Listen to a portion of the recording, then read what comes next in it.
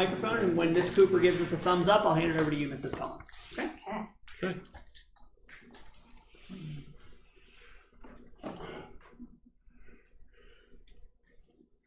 Mrs. Cullen, the live stream is on, and we can begin the meeting when you're ready. Okay, welcome everyone to the Personnel Committee meeting. There are no public comments, That is correct. So we don't need to read the comment policy right now. Correct. And we can move right into the agenda. Mrs. McHale, Thank you. revised job descriptions. So as part of our human resource goal, we are reviewing all the job descriptions. So tonight we bring you a batch of 12, which are support staff positions, your secretaries, your clerks, and we have the mail delivery courier in there as well. So what we basically did is went through, put them in the new format, and reviewed with the administrator of that building and that individual to see what has changed in those job descriptions that have not been updated for many years. Does anybody have any questions on it? I know there's a lot to look at. And again, these are not new positions, they're simply reviews and revisions to long overdue. I have not gone through them extensively. Is there anything that changed appreciably, other than updates and, you know, what I consider normal changes? Like I noticed that Mrs. Chenoweth's Yes. description changed Yes. to include her new responsibilities. Correct. So, okay. Right. There is nothing where the positions were repurposed. And Okay, so good. the intention of the position when it was developed, you know, in the early 2000s or when they were originally written, it is the still purpose for the position. There just are new responsibilities that might have come on board since then, as well as, you know, Great. what we call certain things. But no, there is nothing that is appreciable that is a difference in any of the job descriptions. See, one of the things that jumped out was technology. Mm-hmm. The different technology is driving the positions in a different direction Mm-hmm. than they were many years ago.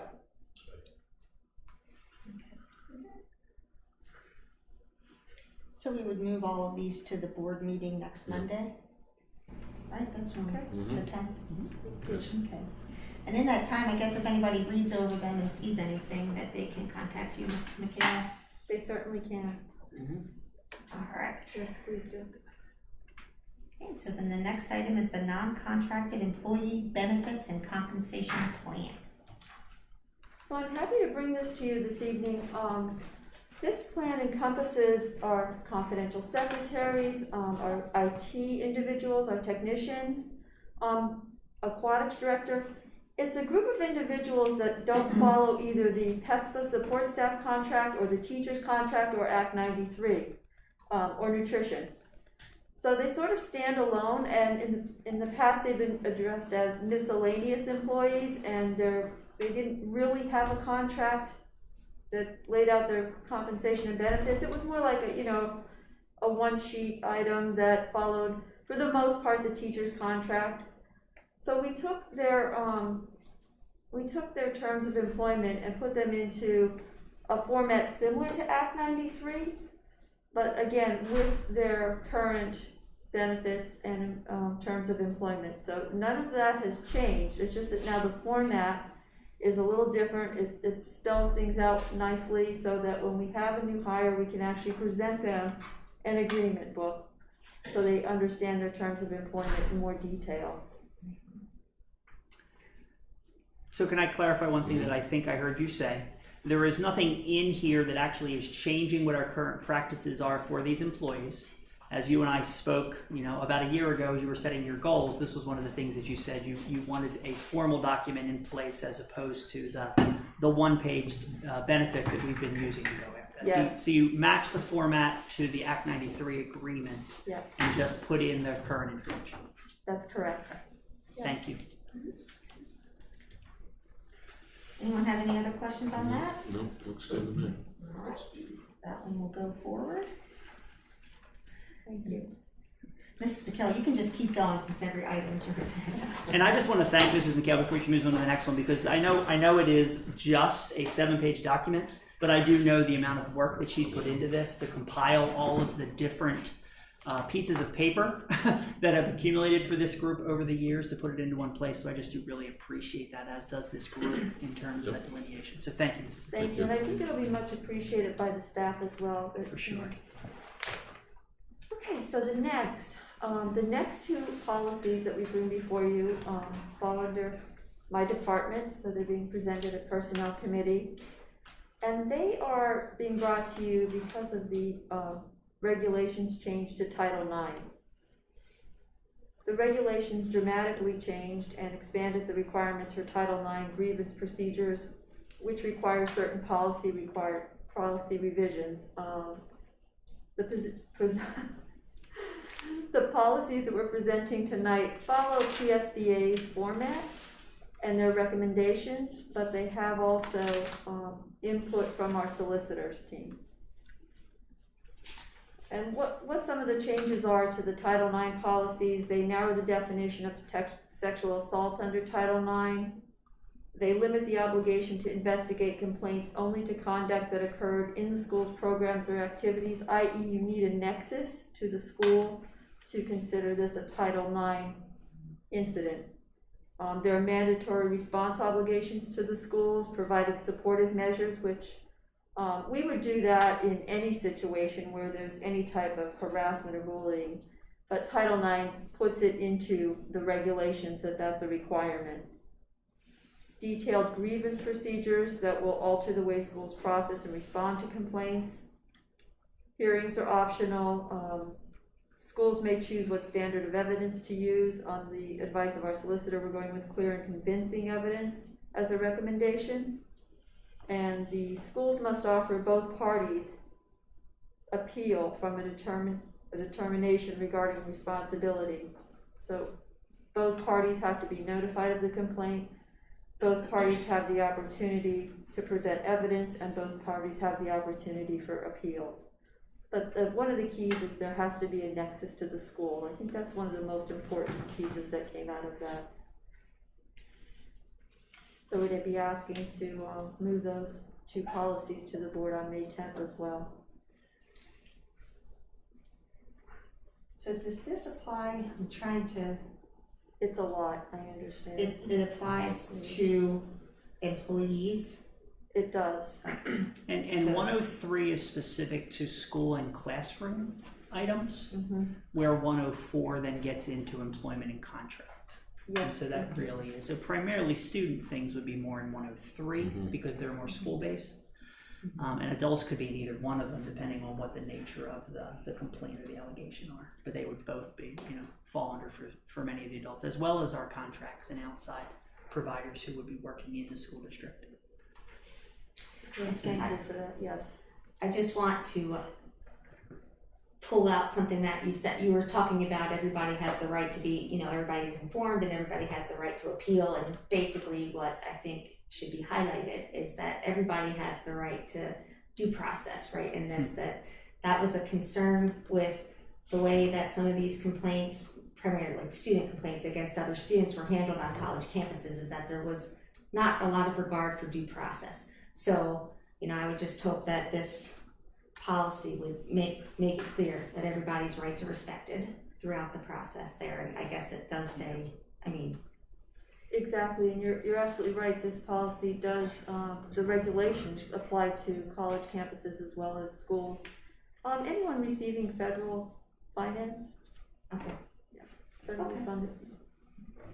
And because these are policies, they will be on next Monday's agenda as first reads, which means there will be the full month of review for anyone in the community, for any board members who, receive feedback or want to read it another time before it's finally approved in June, if it's appropriate as it gets through May. Okay? Okay. I believe that's all we have for personnel. Okay. That brings us to the end of the personnel committee. 5 minutes later. The next personnel committee meeting is scheduled for June 1st. All right. Should we move right to activities? Thank you, Mrs. McHale. Thank you. Thank you. There still is no public comment. All right. Okay, so for our activities committee meeting tonight, we have only one item. And that is an update on the adolescent sleep and school time committee, well, the transportation update on that study, Dr. Rabarchek.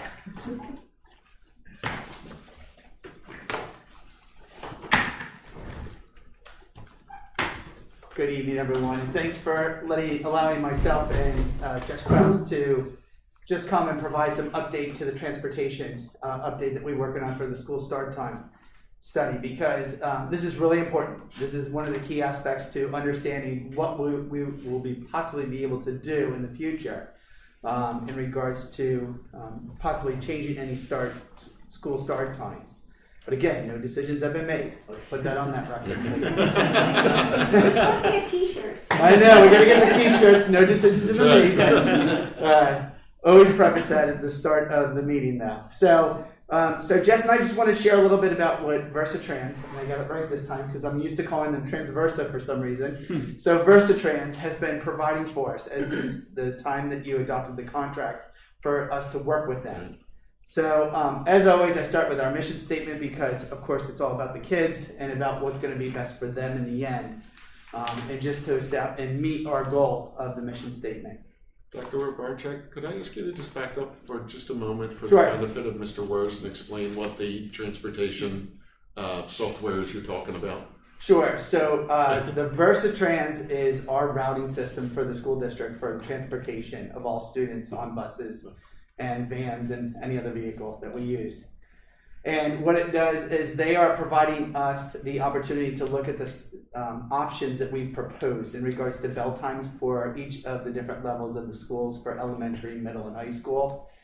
And what we are working with is a consultant from VersaTrans who she has been diligently studying the routes itself compared to those options and determining whether or not these the routes can be established using those bell times with needing the standard parameters put in place, such as the amount of time in between elementary, middle school, and high school bus runs, the transfers that occur from private schools and our own Penridge schools, any special placement of special ed students who are placed in an alternative location because of their needs. So she's really compacting all that information and trying to make the best of the different bell times that we propose and seeing if they are viable options for us to determine whether or not a change in bell time could be feasible. And Ms. Jessica Krause, who is I'm sorry, our actually, Director of Transportation, I do believe you said that, so I just want you to meet Mr. Ron Wers, who is our newest board member. Oh, nice So- to meet you.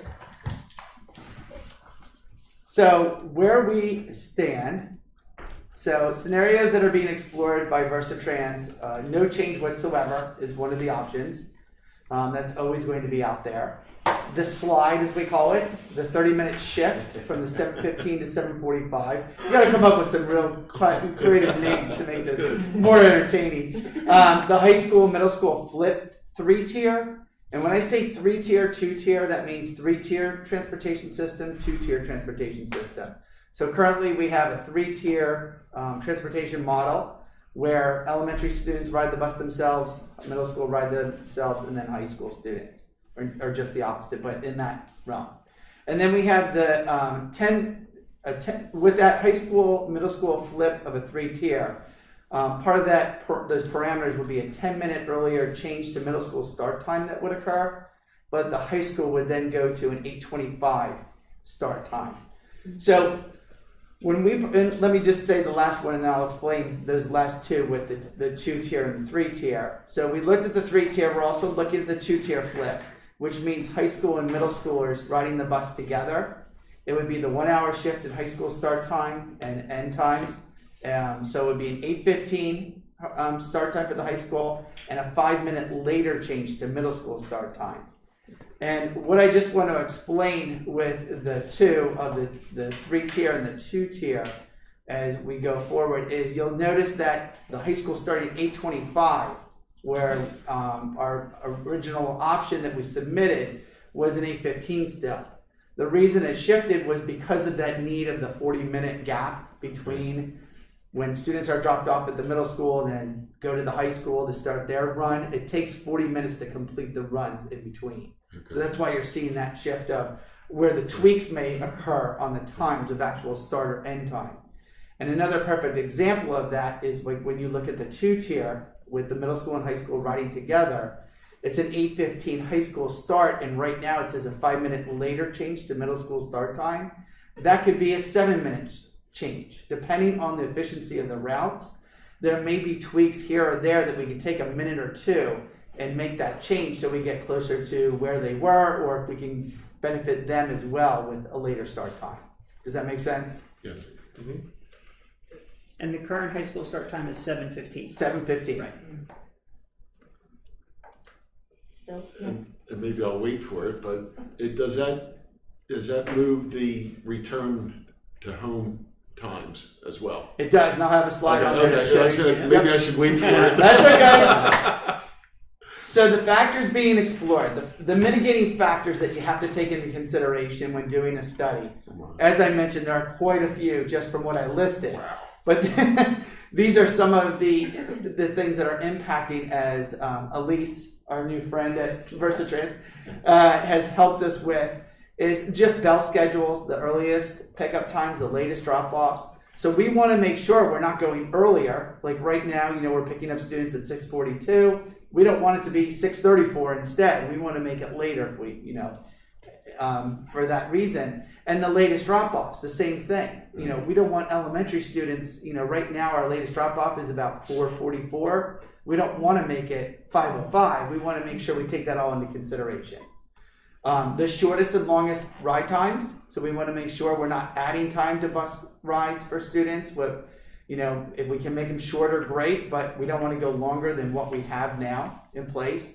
Athletics and activity buses, because there are things that occur after school that we need our buses for, and getting them back to the depot to make sure we can get them back out again for the different activities taking place. Again, transfers of students from one school to the next, public to private.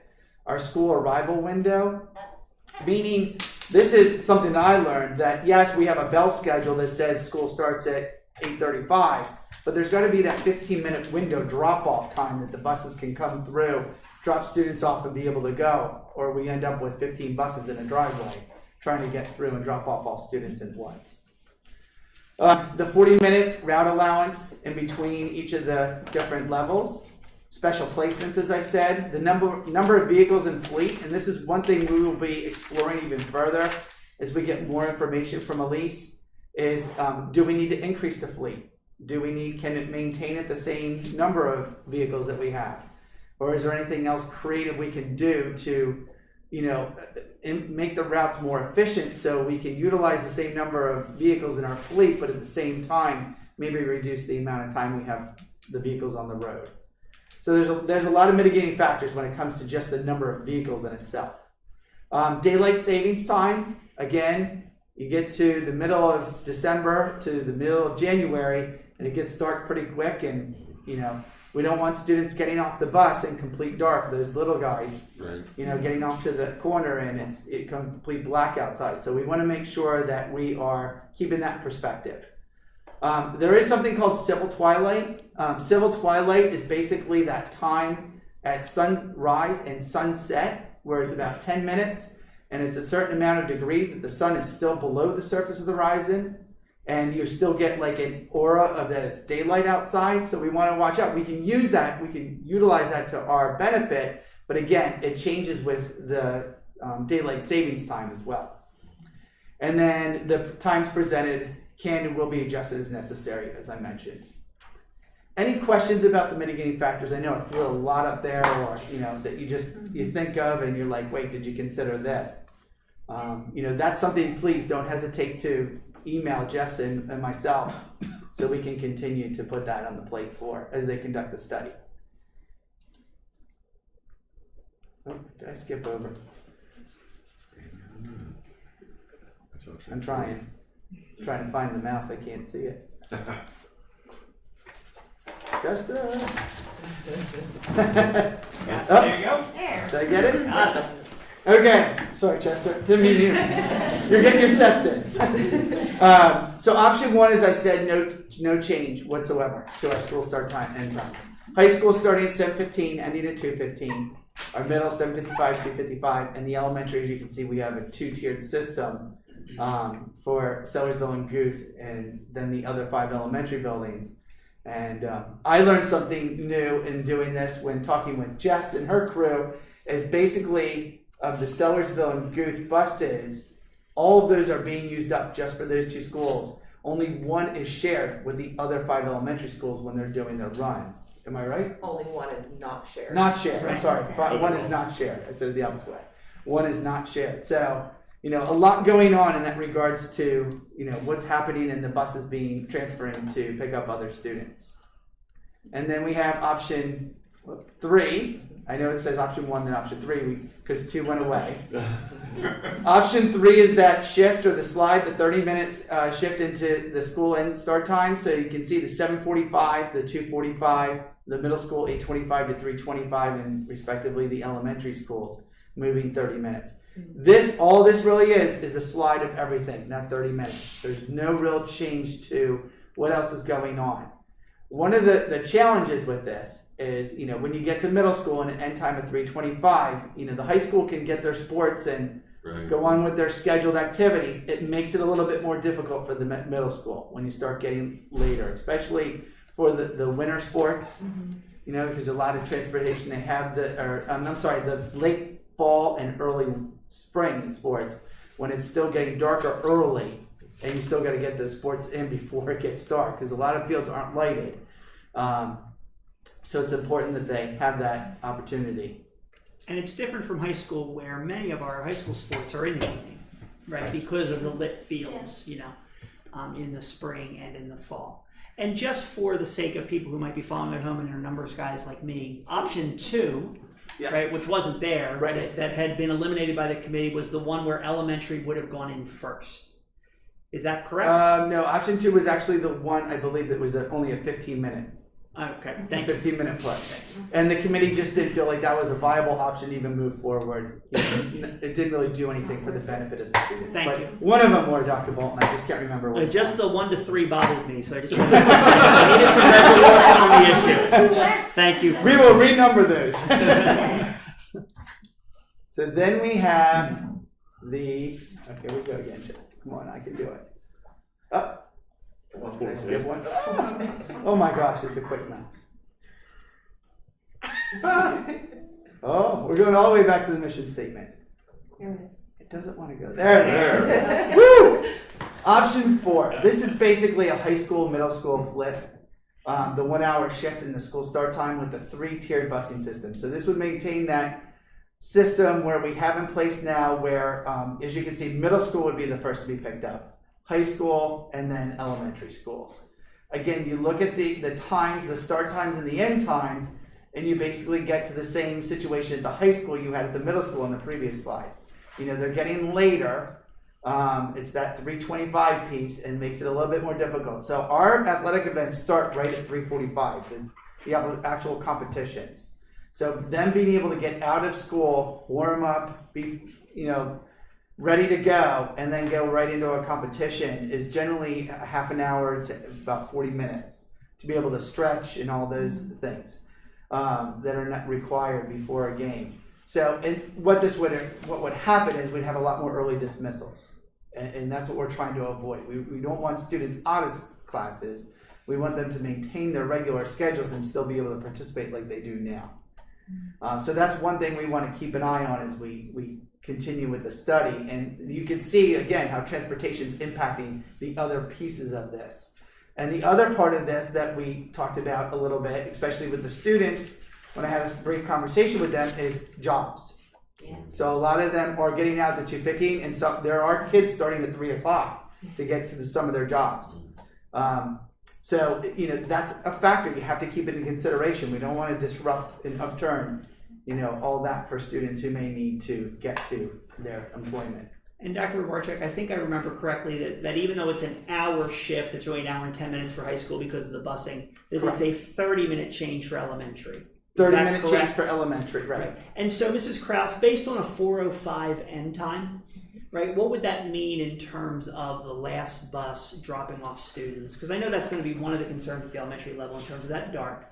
Although 4:05 is similar to what time we're using this year, I believe. And so I think you've learned some things. Can you speak a little bit about that in terms of what would happen for students who are let out at 4:05? Currently, we have 2 of our elementary schools that are getting out at approximately that time due to COVID, so that we can reduce the number of students riding on the buses. And at this time, I think our latest student is getting home in the 4:40 time range. So we are not pushing too close to that 20 minutes. Now, given this scenario where we would go back to the 2-tier elementary, so right now we have a 3-tier elementary where Sellersville and Guth get out first. And then we have the Seiler and Grass and West Rock that get out after that. And then the later 2 following that are Bedminster and Deibler. So we would have less buses serving them when we return to the 2-tier, which would be increased from our reduced 48 passenger. We could go back up to our 72 when we go back to full return. And so the rides may be a touch longer, but we really do not believe that we're going to be very close to that 5 o'clock time. We do believe that it may push us into 4:50, but we don't foresee there being an issue with the elementary school students getting home in the dark. Great, thank you. Because I know that'll be a common question. That would be a concern for anybody who's an elementary school student getting out at 4:05. That's right. And again, we're tweaking some of the routes itself. Even this year, we started with a arrival time for the later schools at about 4:50, and then finding that we were able to get through the route a little faster. That's why we're a little bit earlier. So it was something new. So once we found the efficiencies and everything, we were able to bring that arrival time back a little bit. So that's what we'll want to do as we continue to explore this, is determine every stop and determine, hey, can we do this a little faster in some way or make it more efficient? And then there is, you get there, I can't even see the mouse. It looks like it's frozen, doesn't it? I can. Oh. That way. Steps in. Conclusion, we'll skip one. There we go. Okay. Thank you. Yep. And then we are on to option 4B. And this again is the high school, middle school flip with a 1-hour shift in school start time with a 2-tier busing. The middle school and high school riding the bus together. Obviously middle school starting at 8, the end time at 3, high school 8:15, 3:15 for the high school, and then you see the elementary schools of a 3:30 and 3:40 release time where they would start getting on the buses. Now, there is a magic piece to this that I would like Mrs. Krause to describe, because I've had to wrap my mind around it a couple times, but it explains the complication of the high school, middle school drop off and dismissal time because of how it operates. Sure. So when looking at these times, they look really ideal. What we are seeing and we're exploring further is that the actual ride time of the student being on the bus for the high school and middle school is going to increase. And additionally, there would be more non-instructional time that the student would be at the middle schools. When we design a route, our buses start at our location and we go as far out of the district as we can, empty, and then we pick up as we approach the school.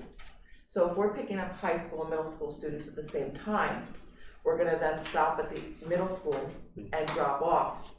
Yet, we're going to continue to pick up as we go to the high school. So the students that are in between the middle school and the high school, we may have to pass and return. So those are all logistics that we're looking at. So even though the middle school schedule is for an 8 a.m. start, that window of drop-off would actually be 7:45. But in order to have the high school be an 8 o'clock, right, because the students need to have breakfast, get to their lockers, and then get to their first bell time. So typically what we like to do is schedule them for 8, but in order to get them there at 8, we may actually be getting to the middle schools prior to that 7:45 window.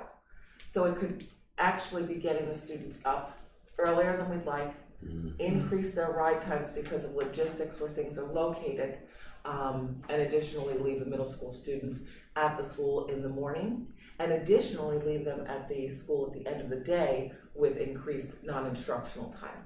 So when you're looking at the exit time of 3 o'clock and 3:15, we would be getting, and I think that may actually, that was kind of changed a little bit last minute, because we were originally looking at the same time.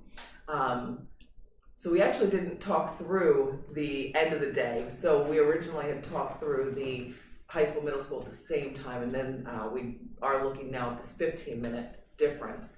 So we would be starting at the at the middle schools, and then we would come to the high school, and then we would go back out, right? So when we arrive at the middle school at 3 o'clock, the bell rings at 3 o'clock, the students come out. We typically roll out within 10 minutes. So by 3:10, we would leave there, which then would put us at the high school probably much after the 3:15 time of the bell. So we probably have to move that.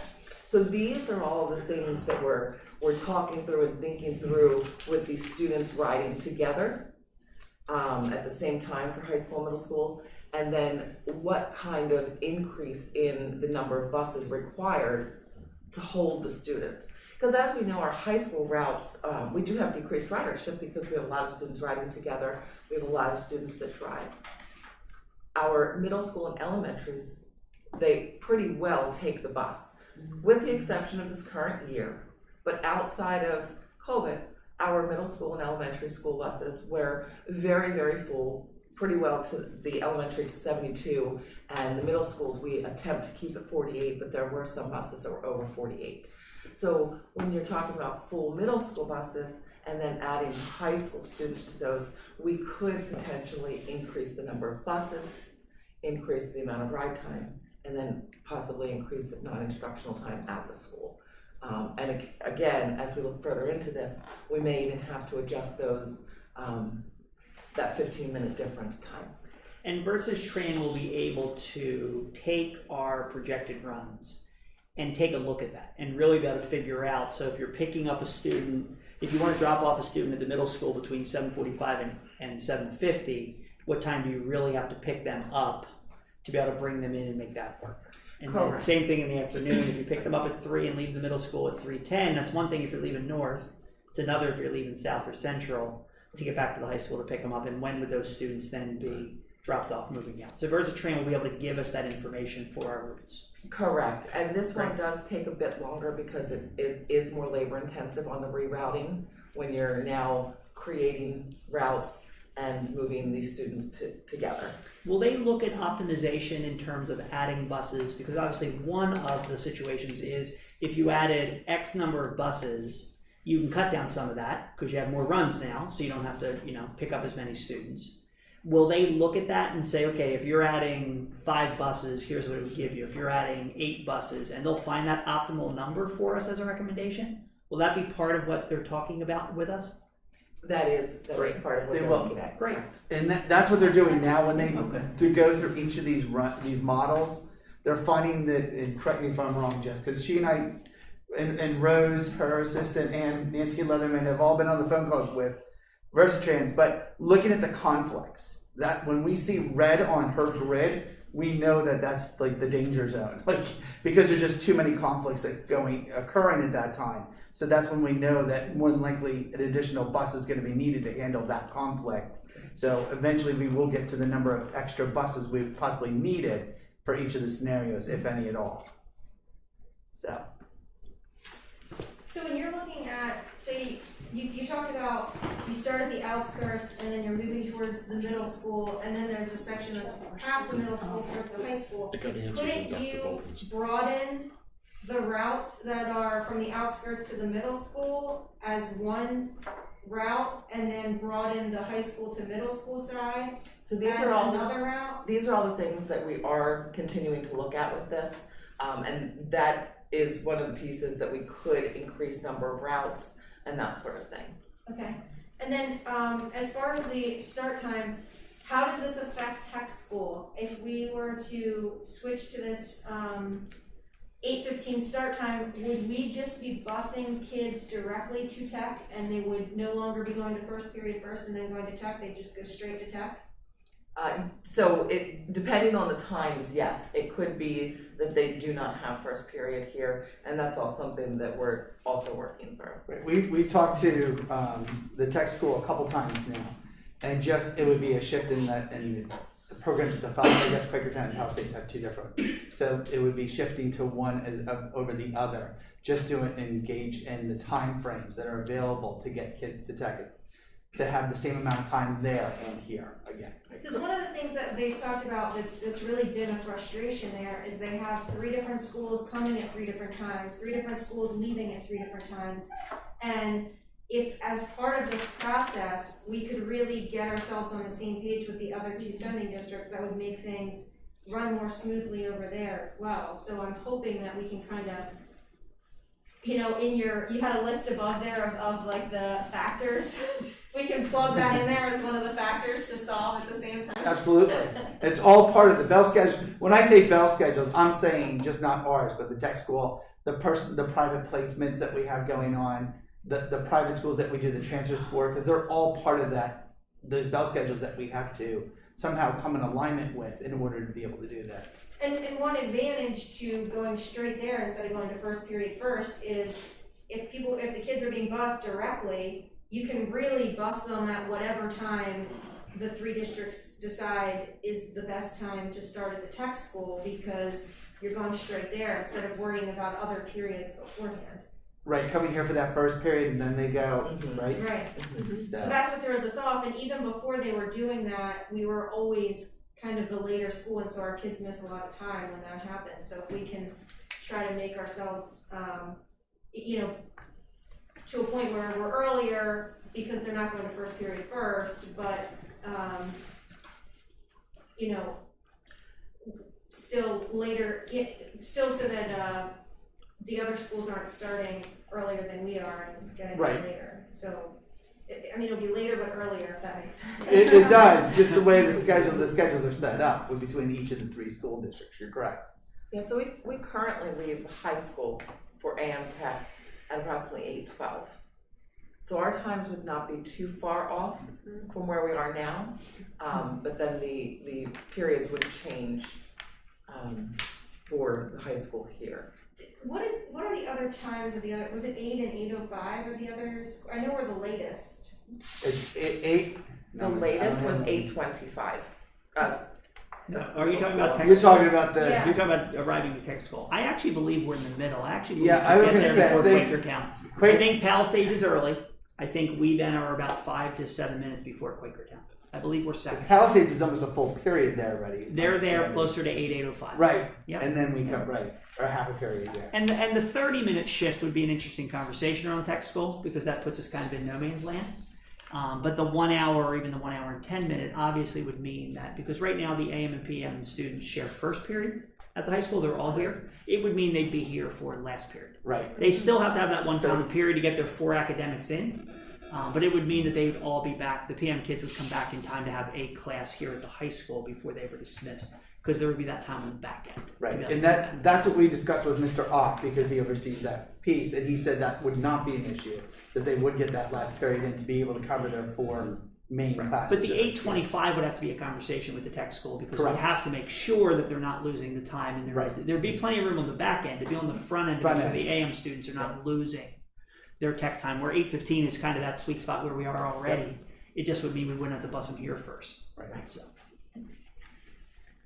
How would that work out timing wise as far as co-op? Like kids were leaving, but they'd have to come back here for another class. Oh, that's a good point. A lot of them do go to co-op Because in the they would go to afternoon and then co-op stay and there leave. an extended time. Yeah, they'd have to come here. It's a good thing to first. add to the list. But We haven't had that conversation. No, we haven't had that But conversation. co-op Thank you is for bringing that. usually, but co-op is usually seniors, so one thing that we could do, but I don't know that we wanna require it, which is what we'd end up doing, is if they're doing a co-op, doing some kind of a, you know, sometimes they'll schedule like a virtual, something that's virtual, like virtual phys ed, or or study hall or something where they get this early dismissal as a senior, but that's not gonna work for all kids. But not all kids do a co-op either, so I think there's a little bit of balance there in picking and choosing what their priorities are, so I think that would, complicate that. But thank you for bringing that up. We'll add that to the Yeah, list that's a of good thing to talk about. mitigating factors. And then our final slide is just, if I can get to it. Come on. Oh, there we go. It just wanted to get up there. Other options can be discovered as we continue to study, obviously. That I'm going to tell you right now, that happened in my previous district when we did this study. We thought we came to the final end and had the final plan in place, and it all came down to transportation. We ended up washing that one completely and going with a new one. And I don't want to do that here. I mean, I want to get to a good one and it represents what we want and goes with the study, but just so you know that, again, and those tweaks could occur as well. Like I said, it was like starting the elementary at 9:12, and then we found 5 minutes that we could push it back. So, those little circumstances where 9:12 to 9:05 to a parent is like, wow, that's a major difference. Just thinking of it in your mind. Have we compared how much, our instructional minutes to what other districts have? Because they're kind of all over the place, and I'm curious where we fall as far as how long our school day is compared to the length of time of all the other school districts. So our high school, and almost all of the high schools in Bucks County have exactly a 7-hour day, and that's pretty common, and that's what we have as well as at the middle school level. Not every district is exactly the same high school and middle school. Sometimes they might have a few more minutes at the middle school level. And that, as you think about the state requirements, there are more minute requirements at the secondary level than at the elementary level, which is why our secondary day is 15 minutes longer than our elementary day. Right, our elementary day is 6 hours and 45 minutes. And so there are probably 2/3 of the districts that have that same model where they have fewer minutes at the elementary. The other third probably would have the same length of time where all students go 7 hours. Right, or whatever their day is, that they have a standard length of time. So they'd be the two models that are there. Just some other conclusions. The minor tweaks could be made to options that we explore with further routing options. Because a lot of it, what Jess and I were talking about in the team, is we actually are going to have to do some take kids off the bus and actually put them on new buses just to see if those changes need to be made. So that's what we're working through. We're pushing Versatrans to work through those routing options at this point. No determinations have been made on increase or decrease to current fleet at this time. We will, like I said, is looking at those conflicts that are on there for routing of what they come up with. That'll help us to determine how many more buses we may need. And again, it's a difference between, and correct me if I'm wrong, I'm saying wrong, but a 72-seat bus compared to a 48. Yeah, so our buses are 72, but for the older students, we roster 48, which is 2 to a seat. It's a little bit uncomfortable for them to be riding 3 to a seat the way that we can do it in elementary school route. So yeah, it is. It's actually 13 inches per bottom.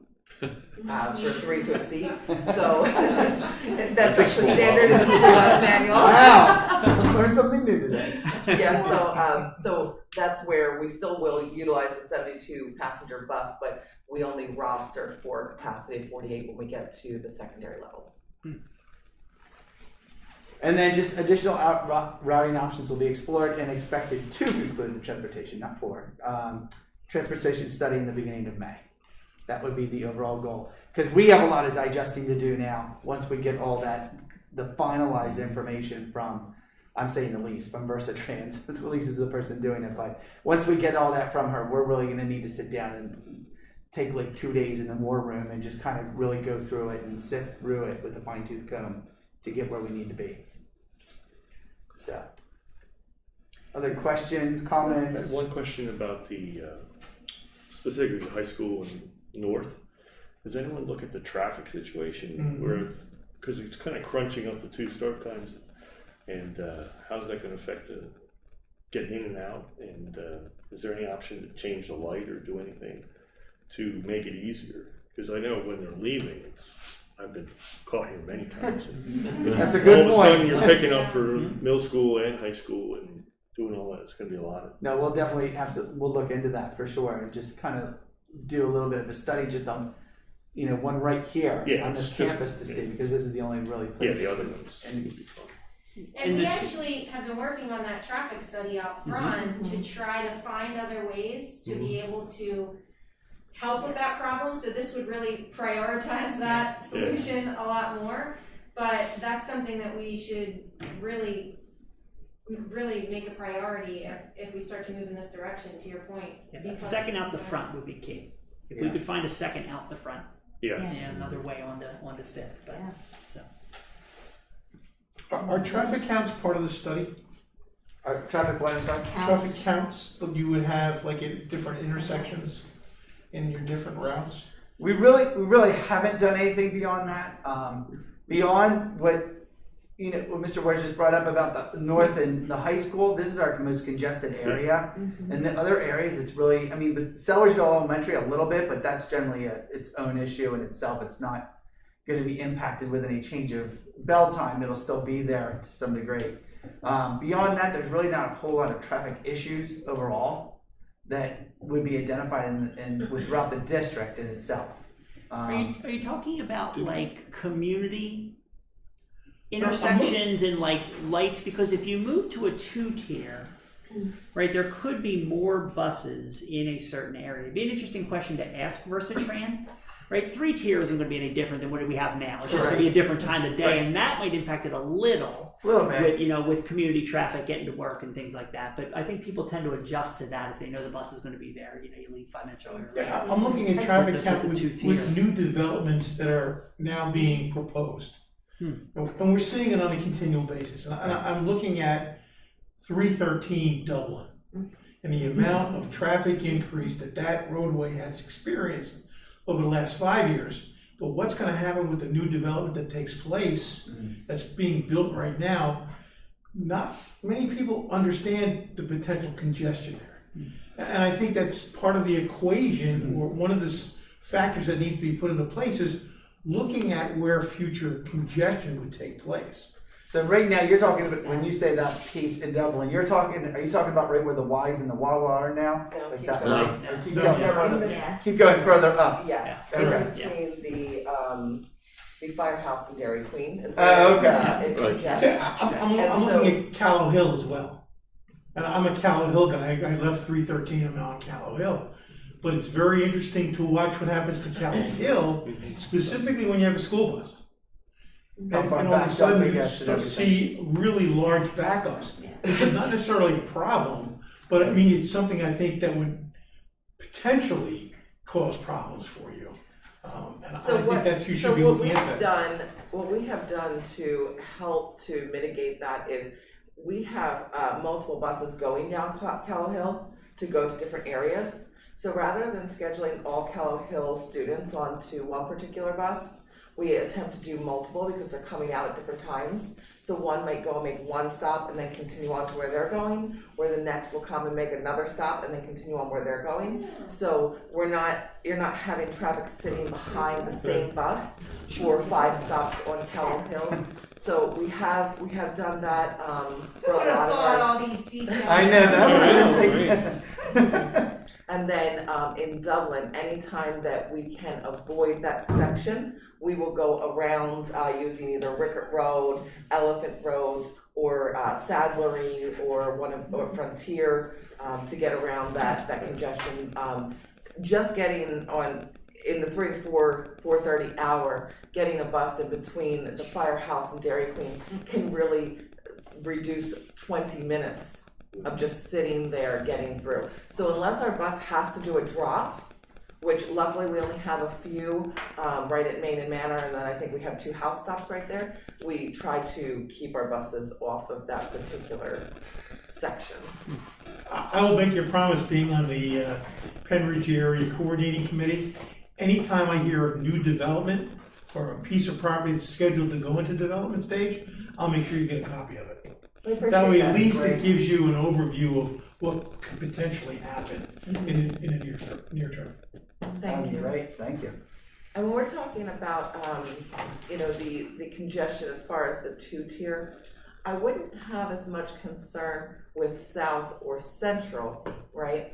As I would with the high school and north. And maybe not because of a few buses, right? So maybe it could increase maybe 4 or 5 buses. My concern would be the additional parent traffic of dropping off students at north at this very similar time as the high school. And it has been difficult this year, just in general, because of COVID, you know, with the whole COVID piece. There has been a lot more parent drop off and pickup, so it's kind of hard to associate it with just a regular year in that sense. But And you may have somewhere high school kids can drop off their siblings on their way over, right? right, They'll run Somewhere. back. So if you reduce traffic that way, or or the other way around, but when you mentioned that the number of hours at Penn Ridge, Palisades, and Quakertown, it's all 7 hours for the high school. Yes. So what are they doing then? Because if all 3 of us have the same number of hours and we're all trying to start around the same time and end around the same time, your only choices are you either go to first period first, or you go to last period afterwards, or there's a gap between when you're picking up the AM kids and dropping off the PM kids. So do you have any idea what Palisades and Quakertown are doing? Well, let's remember that Quakertown is also discussing later school start times. And so we're having that conversation as we think about, we are on the same time frame in hopes that we will have a recommendation in place for not fall of 21, but fall of 22. Palisades has said that they have some flexibility because they already have the latest start time of the 3. And they've said that a minor tweak would be relatively simple for them. It'd be more like a 15-minute push, which is easier on a system than a 1 hour. So those are conversations we're having. There is some play with lunch because they don't all choose to eat at the tech school. So you have a little play in terms of where you bring your students and where they eat and what time you spend there. And tech school isn't a full 3.5 hours for both AM and PM, so we have a little play. It's not 7 full hours at tech school. Between the 2. So it is something that we know we need to continue to keep in front of us, right? Because that's the one place where the 3 schedules make a huge difference in terms of what it's going to look like, that we can't be on our own. We need to make sure we have a plan that works for all of the AM students, even the ones at Palisades and Quakertown, that we're not going to jam up the tech school by what we're doing.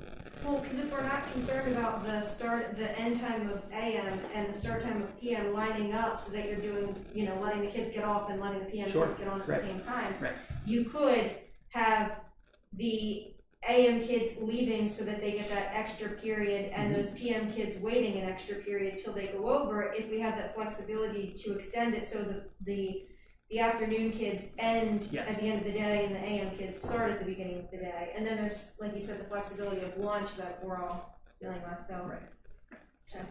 And I can tell you that my colleagues across the county are jealous of where we are. There were lots of school districts who were looking to think about doing something in the fall. None of them have continued, I'm sorry, there have been 2. Pembridge is one of 2 that have continued their committees through the school year. Everyone else has just put it on hold and said, we'll worry about it in the fall. And so they are jealous that we are having this transportation study done and we're getting information so we can start to make a wise decision moving into the fall, as opposed to having to do this transportation in the fall and making your decision early in calendar of 2022, which makes it a much harder sell and provides for less time for conversation. Right? This system has always had a built-in 3 months to be able to take to our community and say, what do you hear? Right? What questions do you have? Multiple presentations so people can come and hear it and ask their questions specific to their child and their school and their traffic, right? Because that's all they're going to worry about. They're going to worry about what it looks like for them. So that's the beauty of this system, and the work that the 2 of them and the rest of the committee have done really should be commended as they've continued to move this ball during the school year. So I appreciate that. So as I said, that we're hoping to get more we will be getting more information throughout the month of May and being able to put that all together and again digest it and really get a concrete approach of which direction we want to go. And have any decisions been made yet? No decision. Okay. All right. I just wanted to check. I think we added 2 options tonight. So, thank you so much, everybody. Thank you. Thank you. Comments? There have been no public comments submitted during the meeting. Okay, well, if there's no public comment, that brings us to the end of activities. There's no date for the next activities, but I guess it will be June 1. It will be June 1, June 1. if there is a meeting. If there's a meeting. Okay. We're done. All right.